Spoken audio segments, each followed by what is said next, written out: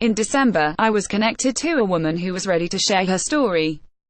The approach was familiar, something that has happened dozens of times to editors and reporters at The Hollywood Reporter and other media outlets since October 5, the day Harvey Weinstein's first accusers came forward and launched the MeToo movement that is sweeping the worlds of entertainment, media, politics, fashion, and more.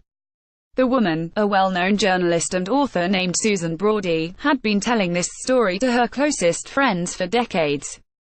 In the late 80s, when Brody was in her 40s, she was hired to run the New York office of Stonebridge Productions, the production company launched by actor and producer Michael Douglas, then one of the biggest and most powerful stars in Hollywood.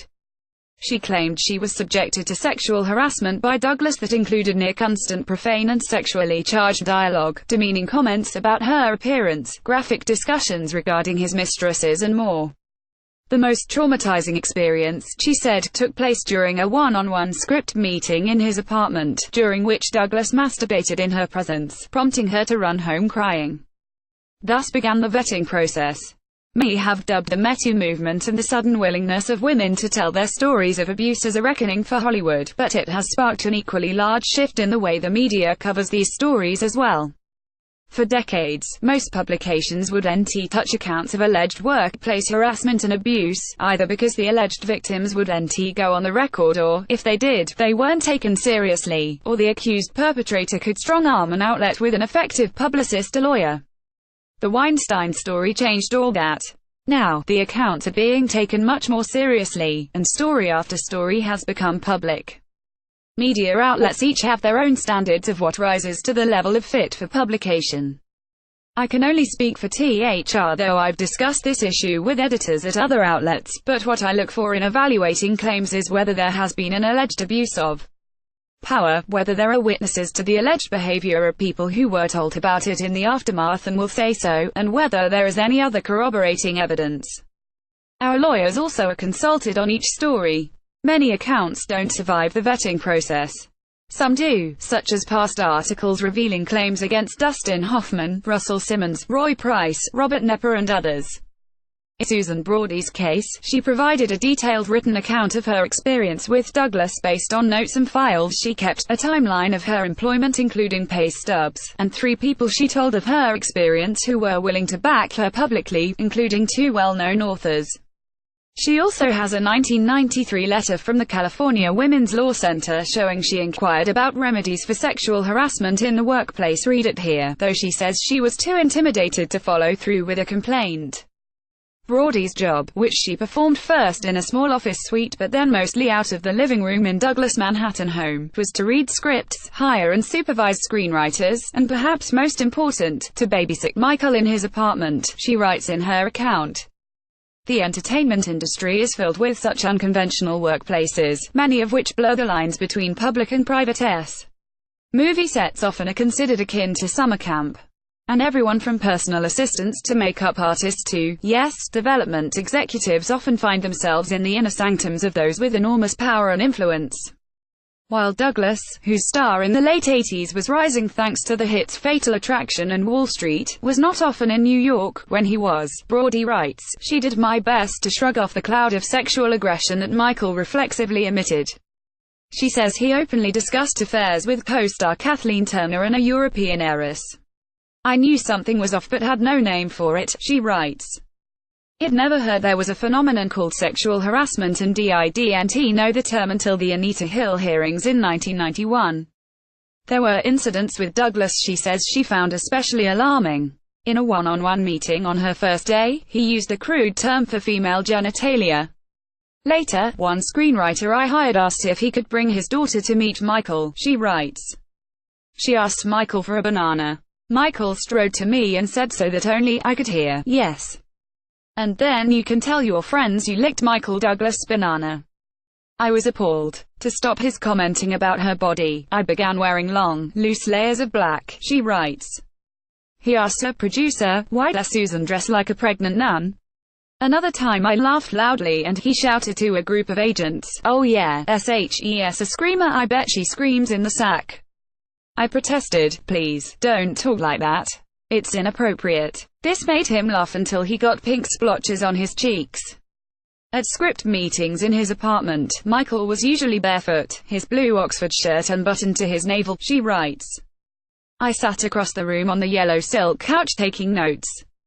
Then one afternoon in early 1989, as they brainstormed an idea about an E.T.like character, she recalls him sliding down the back of his chair and onto the floor.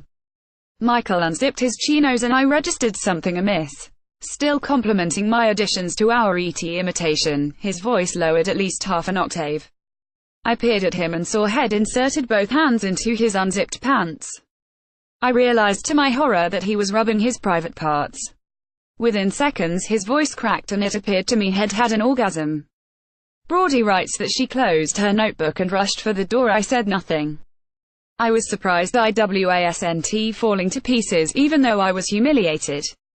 I realized he thought he could do anything he wanted because he was so much more powerful than I was. Michael ran barefoot after me to the elevator, zipping his fly and buckling his belt. Hey, thank you, you're good. You helped me, thank you, thank you.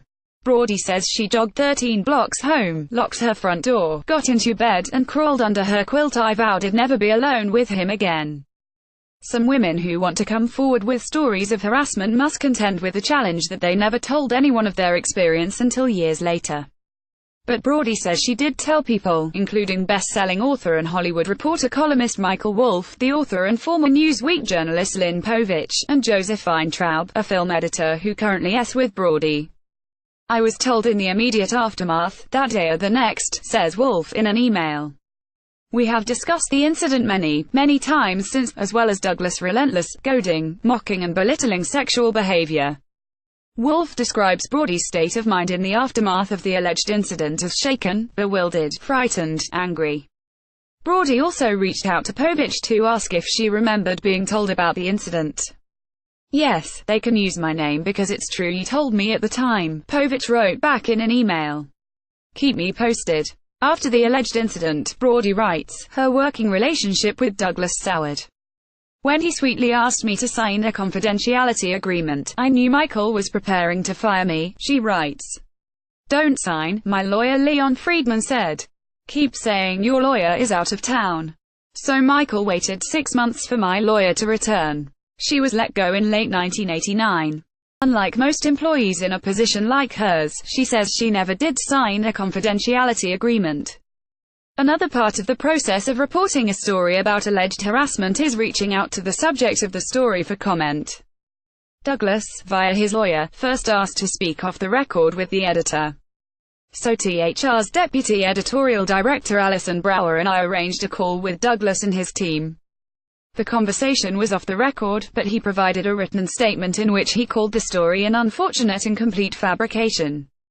His statement also addressed Brody personally. This individual is an industry veteran, a senior executive, a published novelist and an established member of the women's movement, someone with a strong voice now, as well as when she worked at my company more than 3 decades ago. At no time then did she express or display even the slightest feeling of discomfort working in our environment, or with me personally. That is because at no time, and under no circumstance, did I behave inappropriately toward her. He acknowledged inappropriate discussions but refuted her claim of a hostile workplace. Coarse language or overheard private conversations with my friends that may have troubled her are a far cry from harassment, he said. Suggesting so does a true disservice to those who have actually endured sexual harassment and intimidation. A terse statement of denial is how many of the accused have responded to allegations of misconduct. The Douglas wasn't finished. Last week he gave a phone interview in which he preemptively denied Brody's claims before they were even made public and attacked her without mentioning her name. Maybe she is disgruntled, her career didn't go the way she hoped and she is holding this grudge, he said.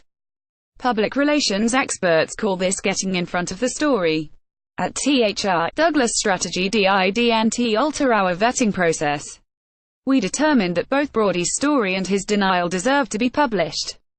As the floodgates have opened and new accusers come forward nearly every day, some have said the metoo movement has gone too far and that the media is either complicit in a burgeoning witch hunt or, worse, exploiting the situation for notoriety or web traffic or whatever. While there are stories that have crossed a line, I don't think the solution is to listen to women less or dismiss their stories more. Responsible media outlets, it seems, should be listening to these stories, vetting them thoroughly and presenting those that pass muster in the proper context. That's our standard, at least. As more women come forward, we are looking forward to the next stage of this movement. We're reporting aggressively on gender-based pay inequity, the opportunities being offered women, particularly women of color, and we're seeking hard data to hopefully provide the bedrock for real change for women in the entertainment workplace and beyond. We're excited about getting to the next stage, where evolution truly occurs. For Brody, she says she isn't surprised Douglas came out swinging against her. I believe this is part of the problem, as is his pretext of victimization, she told me in one of our phone conversations. These are some reasons why so many women don't come forward with their stories. Lord knows it's taken 30 years and a movement for me to gather my courage. Matthew Bellany is editorial director of The Hollywood Reporter.